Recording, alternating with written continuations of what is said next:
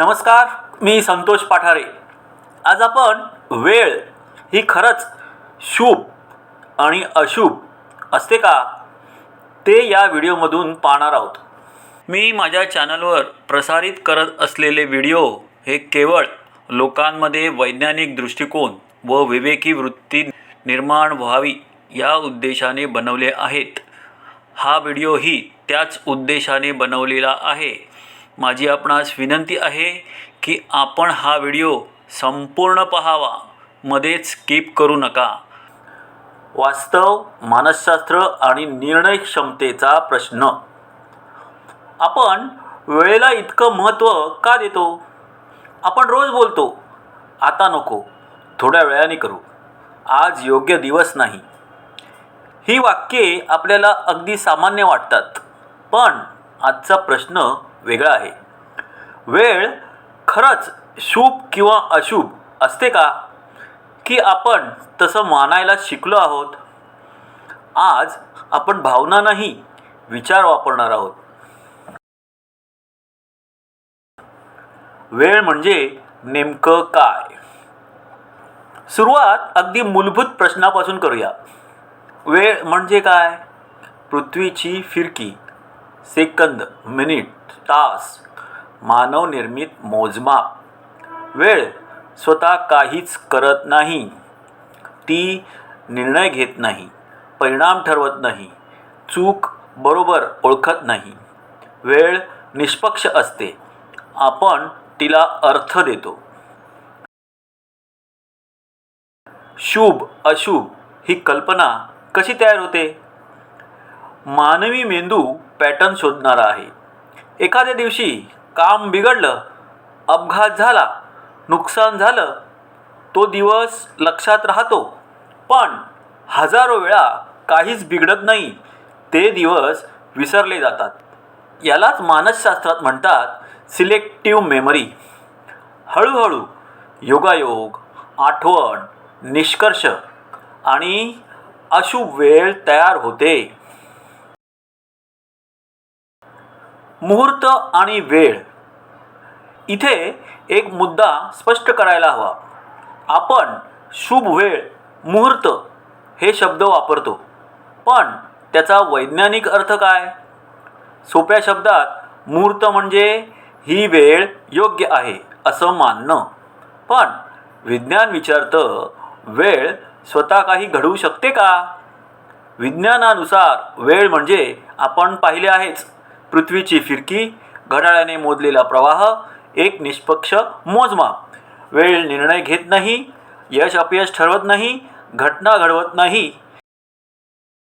म्हणजेच वेळ ॲक्टिव्ह घटक नाही, ती पॅसिव्ह आहे.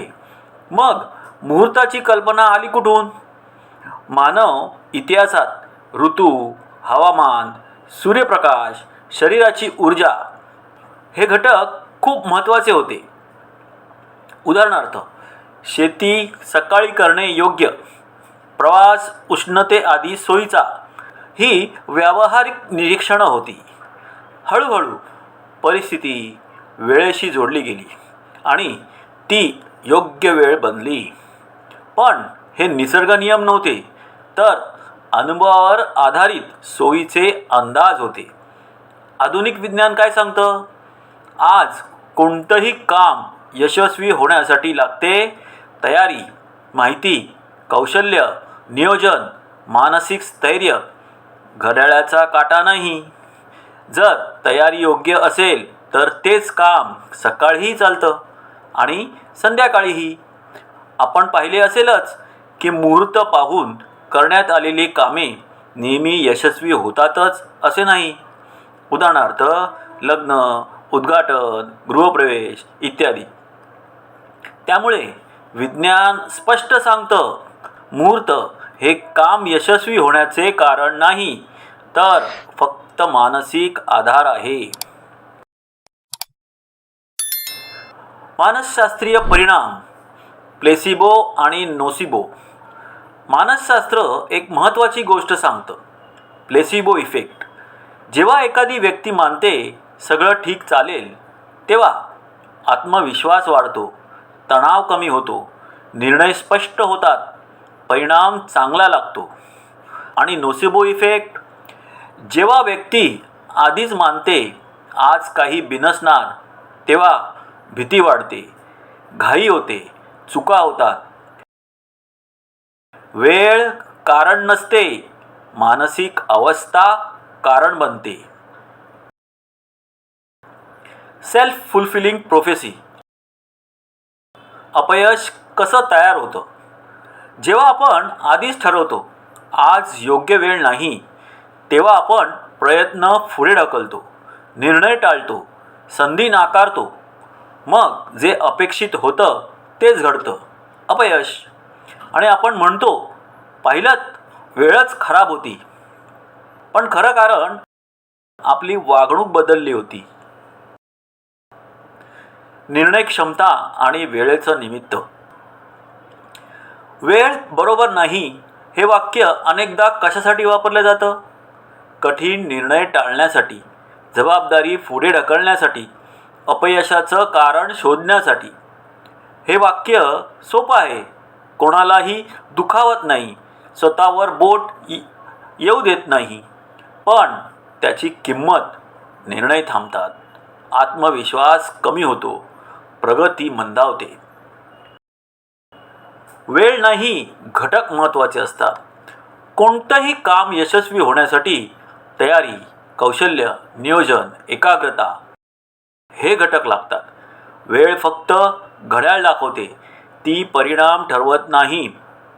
योग्य प्रश्न हा नाही वेळ बरोबर आहे का, योग्य प्रश्न आहे मी तयार आहे का. व्यावहारिक आणि तर्कसंगत दृष्टिकोन. योग्य दृष्टिकोन काय असावा? वेळ ठरवा शिस्तीसाठी, वेळ पाळा नियोजनासाठी, वेळेला दोष देऊ नका, निर्णय तिच्यावर सोपवू नका. वेळ वापरायची असते, तिच्या पुढे झुकायचं नसतं. निष्कर्ष म्हणजेच अंतिम स्पष्टता. शेवटी एक साधा निष्कर्ष: वेळ शुभ किंवा अशुभ नसते, ती फक्त चालू असते.